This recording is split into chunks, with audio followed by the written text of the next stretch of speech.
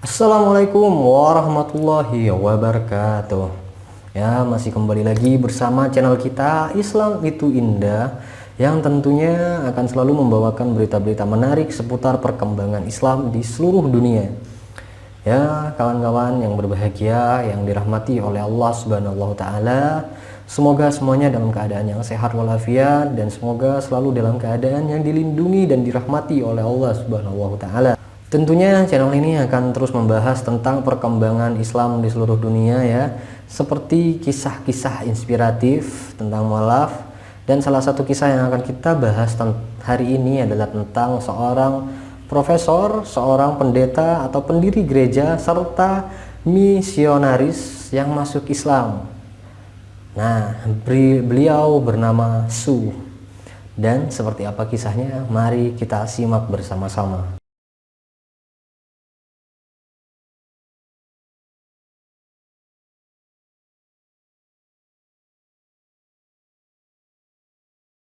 Ya, baik kawan-kawan, kembali lagi berita yang menghebohkan dan menjadi perbincangan publik ya, yaitu Sue Watson.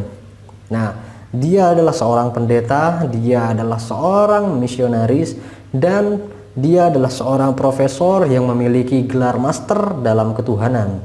Nah, namun dia mengumumkan bahwa dirinya telah masuk ke agama Islam. Ada apa denganmu? Nah, pertanyaan ini kerap diterimanya ketika ia bertemu dengan mantan teman-teman sekolahnya dulu. Dan para pendeta ketika mereka mengetahui bahwa Su telah memeluk agama Islam. Suatu hal yang tidak mungkin bagi seorang profesor, bagi seorang pendeta, bagi seorang misionaris, bahwa dia bisa masuk Islam. Demikianlah reaksi dari teman-temannya, dan dia mengatakan bahwa dia tidak bisa menyalahkan mereka atas reaksi mereka terhadap dia. Dan di sini kisah perjalanannya masuk Islam diawali dengan pertemuannya dengan seorang wanita yang pernah bekerja di Arab Saudi, dan dia telah memeluk agama Islam. Sebagai seorang misionaris, tentu dia mencoba untuk bertanya kepada wanita tersebut tentang perlakuan Islam terhadap wanita. Dan profesor tersebut berkata, "Saya terkejut dengan jawabannya. Jawaban itu luar biasa. Jawabannya di luar dugaan." Selanjutnya saya mencoba lagi dengan sebuah pertanyaan tentang Tuhan ya, tentang Allah Subhanahu wa taala dan Muhammad. Namun temannya itu tidak mau menjawab atas pertanyaan itu. Ia justru mengajak Su untuk berkunjung ke Islamic Center karena di sana ada orang yang bisa menjawab tentang pertanyaan-pertanyaan dari Su Watson. Namun Su juga menjelaskan bahwa sebelum dia berangkat ke Islamic Center, Su sempat berdoa meminta perlindungan kepada Yesus. Dalam doanya dia memohon perlindungan dari roh-roh jahat. Su beranggapan bahwa Islam adalah agama setan dan setan adalah suatu yang jahat. Namun di sana Su sangat terkejut ketika dia sedang berdialog di Islamic Center. Tidak ada intimidasi, tidak ada pelecehan, tidak ada manipulasi psikologis, dan tidak ada pengaruh bawah sadar atau hipnotis. Mereka menawarkan kepada Su, "Mari kita belajar Al-Quran di rumah Anda," suatu hal yang menarik. Dan setelah pulang dari Islamic Center pada malam harinya, Su mencoba membaca buku-buku yang diberikan oleh orang-orang yang berada di Islamic Center kepadanya. Nah, itu adalah buku pertama kali yang dia baca tentang Islam yang ditulis oleh seorang Muslim. Dia mengatakan selama ini Su membaca buku tentang Islam karangan dari orang-orang Kristen. Lalu hari berikutnya, Su mendatangi kantor Islamic Center sesuai dengan janji dia kepada orang-orang yang ada di sana. Nah, Su datang ke sana dengan tujuan untuk mendapat jawaban dari pertanyaan-pertanyaannya. Hingga tanpa disadari, dari hasil dialog Su dengan Islamic Center, perlahan Su ini mulai mengerti tentang ajaran Islam. Dia mulai memahami tentang ajaran Islam. Dia juga mengatakan bahwa dirinya telah membaca sebanyak 12 buku dalam waktu 1 minggu. Dan dia mengatakan bahwa ia mengetahui alasan mengapa umat Islam adalah orang-orang yang paling sulit untuk masuk Kristen. Dia menjelaskan, karena tidak ada yang bisa ditawarkan kepada mereka. Dalam Islam ada hubungan dengan Allah, pengampunan dosa, keselamatan, dan janji kehidupan abadi kelak di akhirat. Sebagai seorang misionaris, tentu Su mempertanyakan kepada mereka siapakah Allah yang menjanjikan keselamatan dan pengampunan dosa. Su juga mengatakan, kami telah diajari sebagai orang Kristen bahwa Tuhannya umat Muslim adalah Tuhan lain, Tuhan palsu, padahal Dia adalah Tuhan yang Maha Kuasa. Tiada Tuhan selain Allah dan Muhammad adalah utusannya.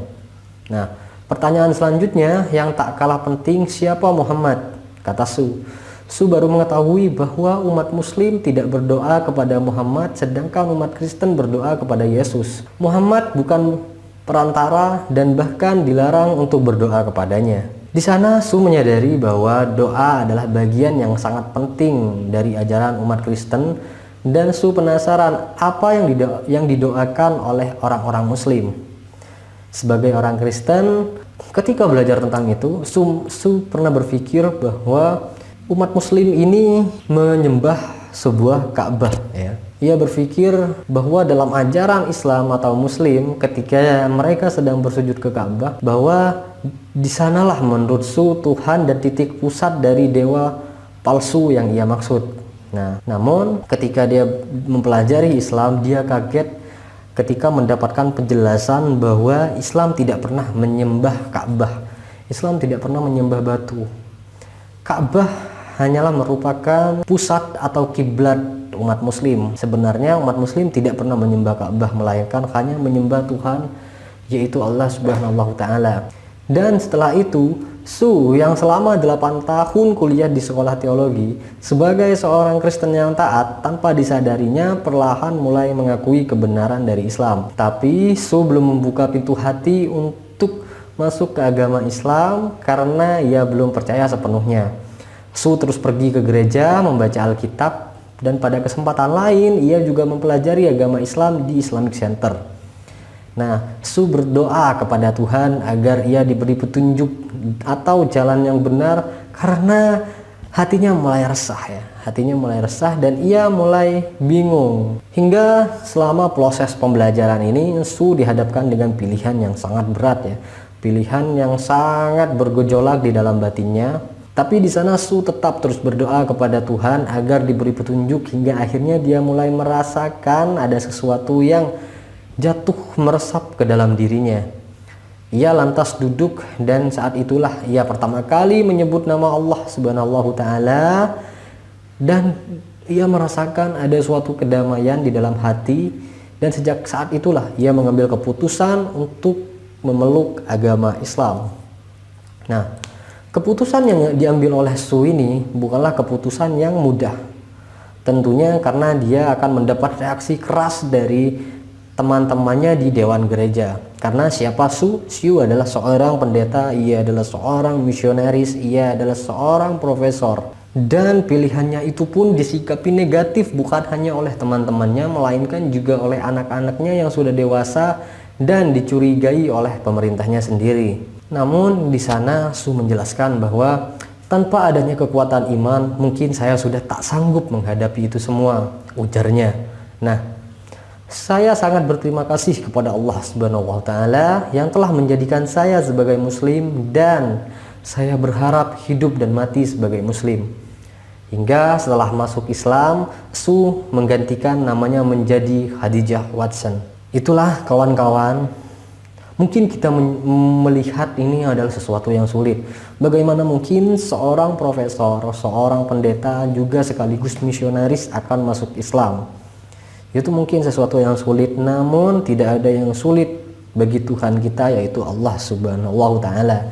Ketika Allah sudah menghendaki, segala sesuatunya pasti akan terjadi, seperti yang terjadi kepada Su ini. Ia yang seorang misionaris dan menganggap Islam adalah agama yang sesat, pelan-pelan ia mendapatkan arahan dari Allah Subhanahu wa Ta'ala dan mendapatkan petunjuk dari Allah Subhanahu wa Ta'ala tentang kebenaran agama Islam, Al-Quran, dan Nabi Muhammad.